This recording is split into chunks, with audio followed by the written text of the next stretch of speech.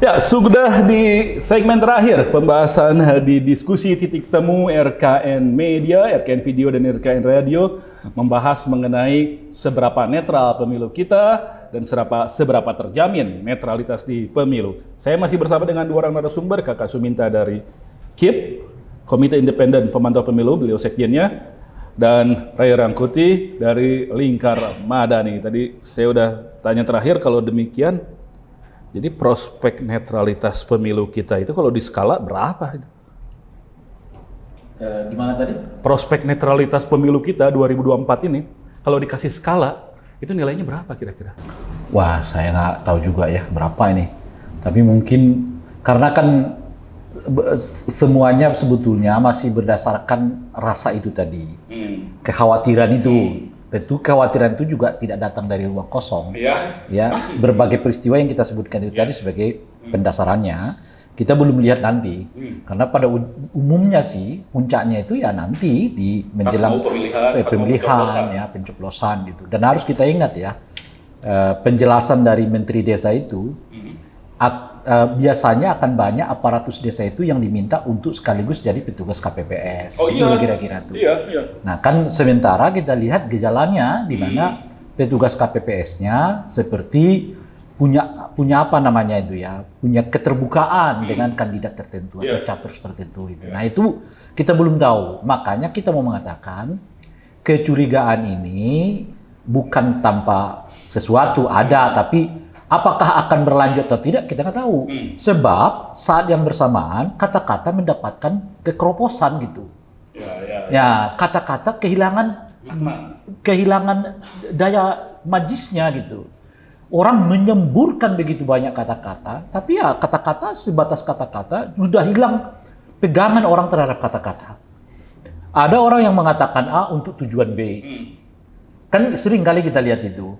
Ada orang yang mengatakan A, dia bertindak yang sebaliknya dan sebagainya. Tidak maju, ya kan? Anda harus netral, ketemu dengan ini. Jadi kata-kata udah nggak bisa jadi pegangan. Nah, itulah yang jadi masalah kita sekarang ini. Karena semua orang kan harus dimulai dari kata-kata. Ya, Anda mulai dari kata-kata dulu bahwa Anda bisa dipercaya, ya baru dari situ kita bisa berkomunikasi, kan kira-kira begitu. Nah, kata-kata itulah yang kehilangan. Nah, bagaimana menyelesaikan itu? Saya kira saya sih punya banyak ini. Pertama adalah saya sudah sering kali mengatakan presiden tunjukkan saja secara tegas beliau mau dukung siapa gitu. Gak netral sekalian gitu maksudnya? Bukan. Gimana? Sebab kalau beliau mengatakan dengan tegas siapa yang beliau dukung, itu nanti akan kita buat hukum-hukum yang berhubungan dengan itu. Itu sah. Berlaku. Boleh dong, boleh. Kalau Anda bisa, dia incumbent aja boleh. Masa menyatakan dukungan terhadap orang lain tidak boleh ya? Boleh gitu. Nah, cuma ketika ia menyatakan dukungan itu, barulah berlaku hukum-hukum pemilu. Sebagai contoh nih, saya mau katakan. Itu pelepasan dana bansos Indonesia ke Palestina itu, yang berapa katanya, sampai 500 ton atau berapa, saya nggak lupa persisnya, itu dilepaskan oleh presiden dengan dua menteri di sampingnya. Satu menteri luar negeri, masuk akal. Tapi ada satu menteri pertahanan. Menurut Anda di mana kaitannya? Mungkin belinya ditukar peluru. Itu yang nggak tahu saya. Kan itulah pertanyaan. Ketika saya sebut ada menteri luar negeri ikut bersama presiden untuk melepas bansos, Anda nggak perlu bertanya, masuk akal. Kalau kayak gitu kan. Palestina, ke luar negeri. Dalam negeri. Tapi presiden melepaskan bansos RI kepada Palestina ditemani oleh Menhan. Lalu sedikitnya ya kepalamu kan berkerut kan. Kok kan begitu kan? Pada saat yang bersamaan mensos saya nggak kelihatan. Jadi apa itu kalau gitu? Nah, itu yang saya sebut tadi. Makanya kalau presiden mengungkapkan dirinya, katakanlah mencalonkan calon tertentu, itu udah bisa itu berlaku hukum. Mengapa Menhan yang bersama dengan presiden? Maksud dan tujuannya apa? Ya itu dia. jabatan-jabatan yang seperti itu tidak boleh. Sebab ketika Anda menyatakan mau mendukung seseorang, ketika Anda mau mengkampanyekan seseorang itu, Anda lepaskan dulu jabatan Anda sebagai presiden. Itu yang kita kenal sebagai cuti kan, gitu. Berlakulah hukum itu. Anda nggak boleh pakai fasilitas negara macam-macam dan sebagainya. Pakai PIN macam-macam dan sebagainya. Jadi baiknya jelaskan aja. Jangan sampai anaknya, jadi mau saya dukung misalnya kan, sehingga dengan begitu kita awasi, ya kan, semua tindak tanduk yang kelihatan tidak berhubungan langsung dibikin regulasinya. Seperti misalnya ya saudara Gibran datang ke pertemuan kepala desa itu, lalu kita minta Bawaslu untuk menyelidikinya karena kita tidak melihat ada hubungan yang jelas antara silaturahmi itu dengan kehadiran Gibran, katakanlah sebagai wali kota, di mana hubungannya gitu. Enggak, itu mungkin mau tagih catering. Enggak tahu kan saya. Mas Gibran pengusaha catering. Iya. Itu berapa ribu orang kita kan belum dibayar. Nah, itu makanya kan. Tapi karena beliau sudah terdaftar sebagai calon wakil presiden, Bawaslu berhak memanggilnya. Iya kan? Berdasarkan laporan-laporan masyarakat ini kan, gitu loh. Soal apakah terbukti atau tidak, nanti Bawaslu yang membuktikannya. Tapi kan ada mekanismenya dan sebagainya gitu. Nah itu dimulai dari situ menurut saya dulu. Presiden deklarasi bahwa saya akan mendukung si A, sehingga dengan begitu hukum pemilu berlangsung kepada beliau. Lalu kita rame-rame mengawasinya ya. Saat yang bersamaan tentu saja ya aparatus negara, baik itu ASN. Kalau buat presiden enaknya ngaku atau enggak? Kita sekarang enggak. Ini secara politik perhitungannya enak yang mana?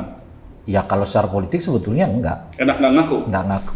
Bisa terumpun mending nggak ngaku gitu ya? Jangan. Aktivis 98 banget. Kenapa gitu? Ya karena itu tadi.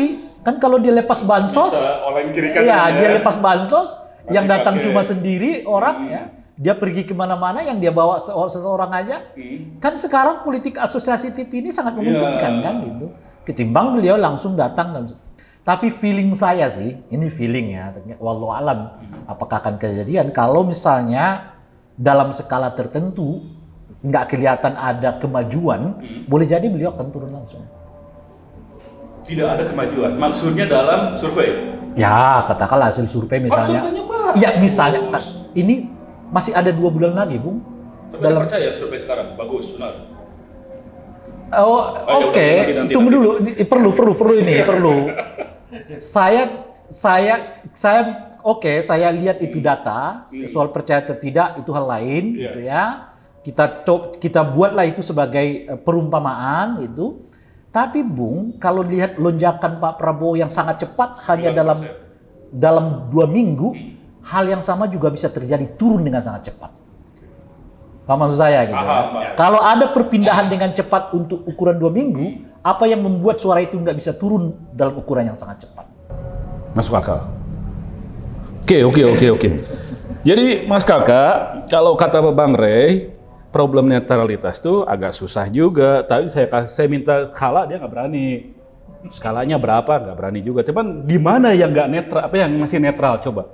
Ya, saya pikir kondisinya memang ketika kepala negara, presiden, Bang Rey memberikan gambaran yang sulit untuk menyamakan antara kata dan implementasi. Misalnya secara formal ngomong semua PJ harus netral. Nah, kita tahu di lapangan nggak gitu. Apakah PJ-nya yang kemudian balelo, artinya tidak nurut sama presiden, padahal PJ ini ada sekitar hampir 400 PJ, gubernur dan kabupaten kota.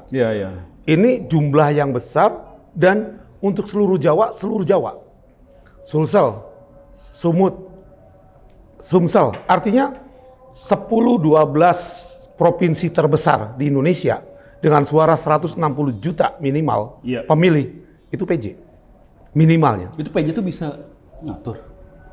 Bisa. Ya, PJ apa yang dilakukan, apa yang disampaikan presiden, PJ harus netral. Iya, tapi kalau misalnya dia tidak netral, emang kewenangan dia melampaui tujuan kalau ingin menjadikan satu pihak menang gitu? semua PJ adalah ASN, sehingga terikat. Beda dengan kepala daerah yang official elected, itu berbeda. Nah, yang dipilih secara official dipilih itu punya ruang, karena biasanya dia adalah orang partai politik atau diusung oleh partai politik, sehingga ada ruang cuti. PJ nggak ada ruang cuti, sehingga seluruh hidupnya sepanjang jadi PJ itu netral. Begitu ceritanya ada perbedaan. Pertanyaan kita, apakah memang nggak nurut sama presiden? Apa Pak sanksinya yang dilakukan oleh presiden? Atau ada pesan lain yang ditangkap oleh PJ-PJ ini? Nah, ini problem dari pemilu 2024. Jadi Anda ingin mengatakan kalau seorang PJ diperintah oleh bosnya untuk memenangkan si A dalam pemilu, itu bisa dia lakukan? Secara undang-undang itu otomatis tidak bisa. Tetapi secara teknis, secara praktis, PJ ini rata-rata sudah 20-30 tahun sebagai ASN. Itu sangat melekat dalam dirinya untuk melakukan sesuatu yang berbeda dengan apa yang dikatakan. Ini kalau pengalaman saya ya, mereka sangat pandai untuk menyampaikan pada publik dan apa yang dilakukan berbeda. Misalnya mereka bilang kita melakukan seperti integritas, tidak korupsi. Nyatanya ratusan dari mereka korupsi. Ini kan artinya bahwa terbiasa sekali apa yang dikatakan dengan apa yang dilakukan berbeda. Saya memperkuat apa yang Bang Ray katakan. Artinya bahwa dalam soal netralitas ini kita menghadapi sesuatu yang tidak sekedar aturan main, tetapi juga terkait dengan kesamaan antara apa yang disampaikan dengan apa yang dilakukan. Sehingga ujungnya adalah ini punya konsekuensi jika ini kemudian juga terjadi pada penyelenggara pemilu, karena yang paling daya rusaknya paling besar adalah penyelenggara pemilu. Tadi Bang Ray baru bicara tentang aturan. Bagaimana dengan sistem penghitungan suara, Sirekap yang dipegang oleh KPU. Itu juga bisa jadi celah permasalahan. Bisa jadi celah. Karena itu hanya digital saja. Geser digital sudah berubah. Anggaplah satu TPS berubahnya 10 kali 820.000 TPS. 8 juta ya?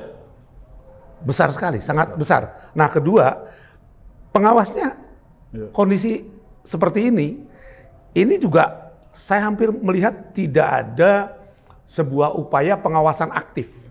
Apa pengawasan aktif? Temuan. Perhatikan temuannya begitu minim. Begitu ada laporan juga berat. Jadi Anda pesimis ya kalau kelihatannya. Harus ada yang luar biasa. Apa yang Anda harapkan kalau gitu? Sekarang kan Anda bilang yang ini nggak netral, yang ini sulit diharapkan, yang ini lihat reputasinya penakut juga. Terus mana yang paling nggak bikin kita yakin? Saya pikir dalam waktu yang pendek ini kita berlindung pada rakyat yang putih semua? Iya, bisa jadi. Kita harus tetap menyuarakan semaksimal yang kita bisa. Bahwa kemudian hasilnya seperti apa tentu saja ini akan tergantung pada bangsa Indonesia. Apakah mau diperlakukan seperti ini? Atau kita bisa melakukan alternatif lain. Sehingga rakyat pemilih ini mempunyai kesadaran yang cukup. Jadi kita sekarang bersandar kepada rakyat pemilih, karena tadi soal survei bisa berubah dengan cepat, gitu kan? Tetapi bisa juga surveinya berubah cepat kalau kasus Myanmar ya. Saya ini kasus Myanmar ini jalan pemilunya, kemudian begitu rekapitulasi di-cut, nggak ada pemilu, selesai. Ini bisa aja ada kasus. Iya. Sekarang nggak ada yang kita bisa bilang nggak mungkin. Semuanya bisa terjadi. Ya, ini kan seturut dengan turunnya juga ya indeks demokrasi kita ya. Jadi ya inilah yang memang kita rasakan sekarang buahnya gitu ya. Orang bisa nabrak konstitusi, orang bisa nabrak aturan gitu. Kan bukan kali pertama misalnya tindakan pejabat negara yang bertentangan dengan undang-undang, bukan tindakannya yang dikoreksi tapi undang-undangnya yang direvisi. Ini bukan kali pertama kan kita alami yang seperti ini ya kan. Itu yang kita sebut tadi. Kalau peristiwa KIP yang diadukan oleh KIP ini nggak ada respon dari Bawaslu, bisa loh nanti itu yang kita sebutkan tadi kan, penghitungan suara pakai penghitungan suara pakai PKPU nomor sekian itu, lalu di ujung dipersoalkan orang bla bla bla, kita ubah aja PKPU-nya kata dia ya kan. itu intinya tuh. Karena itu bukan kali pertama. Iya. Kan. Ya makanya saya tanya lagi sama seperti ke Mas Kakak. Anda menaruh harapannya ke siapa kalau begini? Itu dia. Kesulitan kita itu sekarang ada di situ. Ada di mana? Cobalah suprastruktur itu. Nah, saya mencoba membuat kanalisasinya dengan upaya misalnya presiden terbuka saja, mau dukung siapa, iya kan, sehingga kita tahu, kita awasi ya tingkah lakunya macam-macam dan sebagainya gitu ya. Nah itu pertama tuh. Nah saya juga usulkan kepada semua sekarang calon presiden wakil presiden itu, kalau mereka masih menjabat di jabatan-jabatan negara, baiknya mundur saja. Apakah itu Menhan, Menko Polhukam, atau wali kota. Iya, dan wakil ketua DPR. DPR apa MPR ya? Cak Imin. Wakil ketua MPR. DPR kan? MPR. Lupa saya Pak. DPR seingat saya. Nah itu baiknya semuanya mengundurkan diri. Karena mereka punya potensi dengan apa yang kita sebutkan tadi. Mereka punya bawahan yang itu adalah aparatur sipil negara. Ya kan, kalau Menhan ya dia punya bawahan tentara-tentara. Oh banyak. Ya kan, kalau Menko Polhukam juga punya kewenangan kekuasaan yang mungkin juga akan sama. Fungsi koordinasi tapi mungkin bisa gitu. Karena dia tetap punya pengaruh kan. Nah, oleh karena itulah menurut saya mereka mundur semuanya. Itu lebih untuk memastikan bahwa semua atau orang yang waras mundur lah gitu. Iya. Semua orang bisa sebetulnya menumbuhkan kembali rasa percaya terhadap. Karena kan optimisme kita, harapan kita sebenarnya dibangun oleh kepercayaan satu persatu orang terhadap satu persatu orang. Saling percaya, tidak berprasangka buruk, itu yang akan menimbulkan. Harus diingat ya, pemilu itu nggak cukup hanya sekedar Anda melaksanakan aturan atau tidak. Ya. Itu satu hal. Tapi ada juga di luar aturan dilaksanakan, tapi juga orang percaya nggak pada prosesnya itu. Oke, itu yang jadi masalah. Yakinkan setiap orang kalau prosesnya pun sebetulnya adalah penting. Yakinkan setiap orang bahwa sebetulnya dibuka saja dukungan dari setiap pejabat publik kepada kontestan atau kandidat yang terlibat dalam pilpres sekarang ini. Sehingga akan melekat aturan kepada mereka tentang bagaimana menjadi pendukung yang baik, bagaimana menjadi pejabat yang baik. Ada dipilah ya kalau kayak gitu. Itu udah jadi kemajuan segitu pun ya. Oke lah, mudah-mudahan palingnya segitu dulu. Paling segitu dulu, karena selama ini yang kita dapatkan adalah pesimisme terus dalam beberapa hari terakhir. Terima kasih Mas Kakak Suminta, Sekjen Komite Independen Pemantau Pemilu. Terima kasih Ray Rangkuti, Direktur Eksekutif Lingkar Madani. Saya Hardi Hermawan beserta produser Edi Koko undur diri. Sampai jumpa.